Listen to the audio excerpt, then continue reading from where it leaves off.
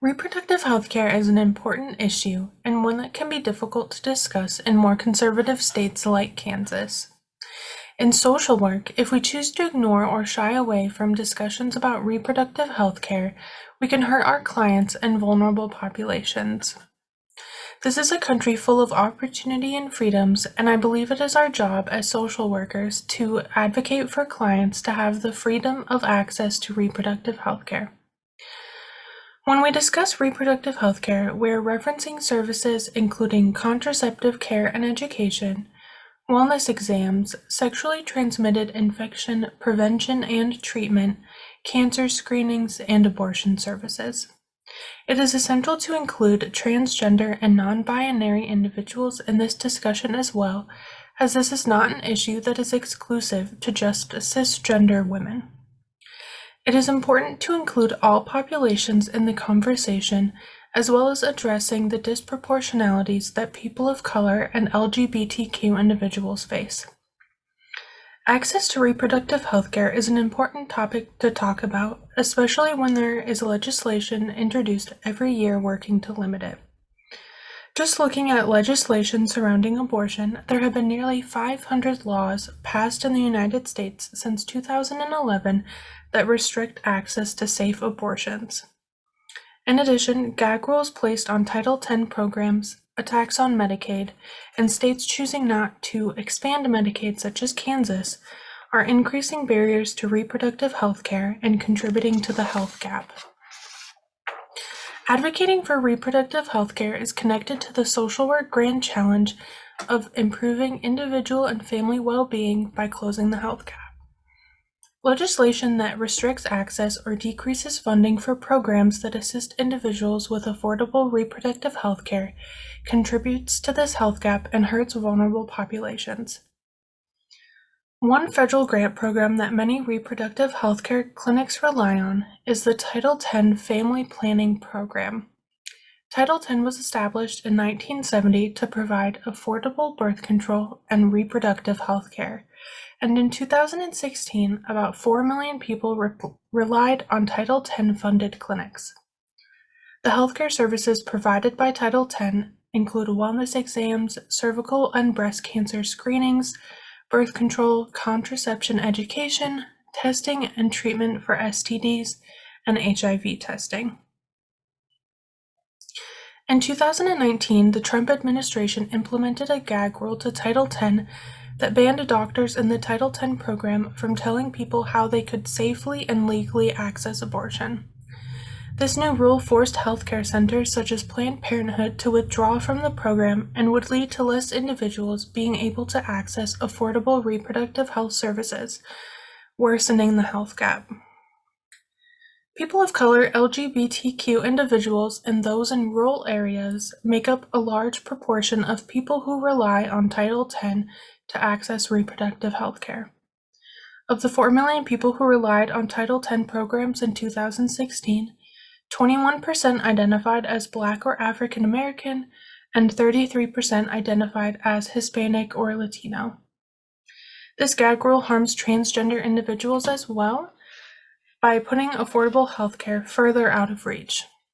As of April 14th, the Biden administration announced they were moving to reverse the gag rule for Title X, which will take us a step in the right direction. It is still important to continue advocating for protection of Title X funding to try and prevent restrictions in the future. Literature supports improving access to affordable and safe reproductive health care. In the United States, 25% of women will have an abortion at some point in their life, and from 2017 to 2019, 65% of women aged 15 to 49 were currently using contraception. Millions of individuals need reproductive health care, and by limiting access or decreasing funding and affordability, many will not be able to receive necessary care. In Kansas, from 2010 to 2017, the amount of federal funding received for Title X decreased by almost $400,000, resulting in about 21,000 fewer patients served. There are many benefits to improving access to reproductive health care. Access to contraceptives not only reduces the rate of unintended pregnancies and abortions, but also empowers individuals. When we give people the ability to plan and have more control over pregnancies, there is also an improvement in maternal, infant, and family health. By increasing funding to reproductive health care clinics, more screenings and vaccination services can be done as well.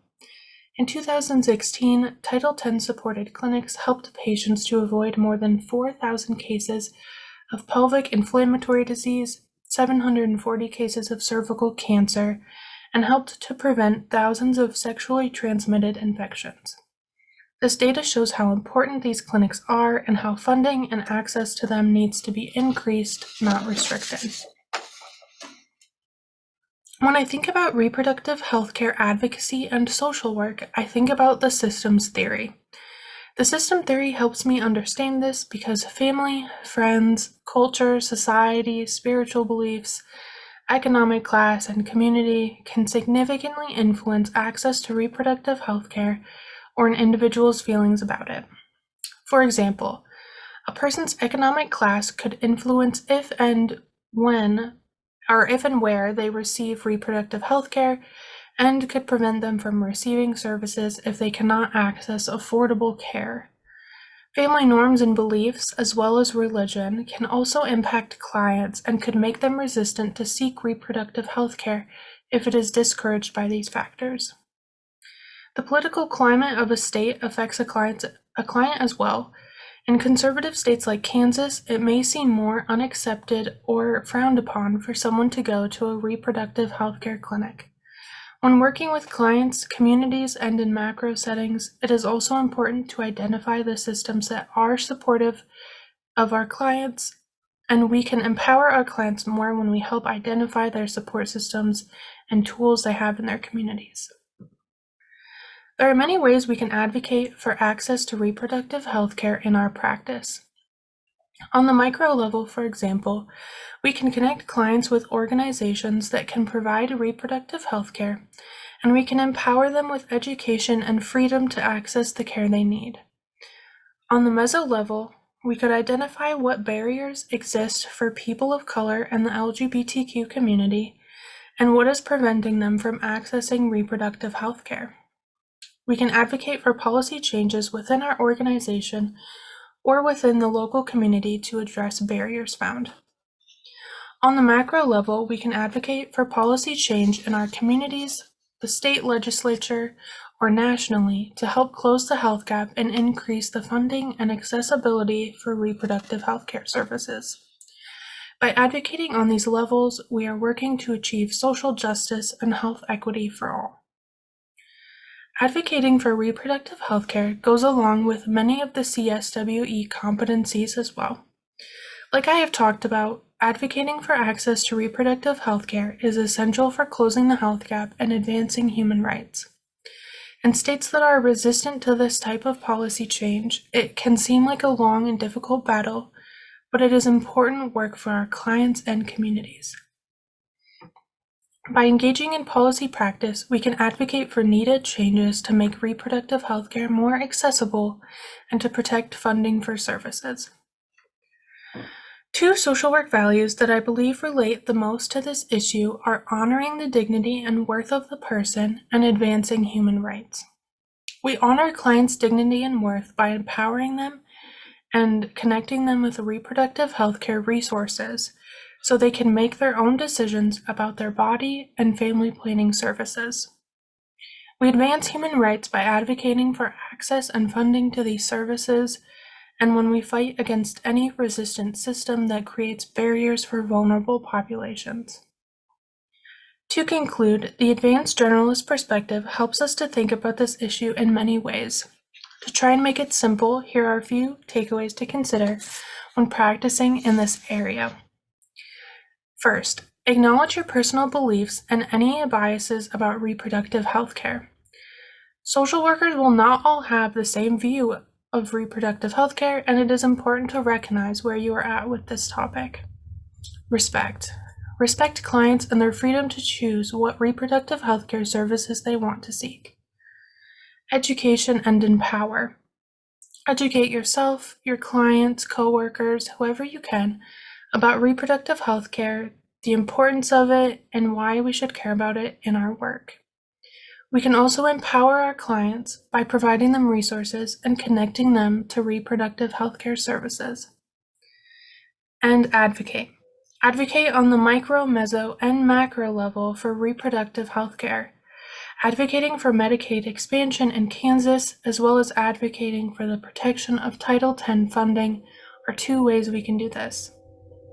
Together, we can work to close the health gap and turn Kansas from a resistant state into an empowering one. Thank you.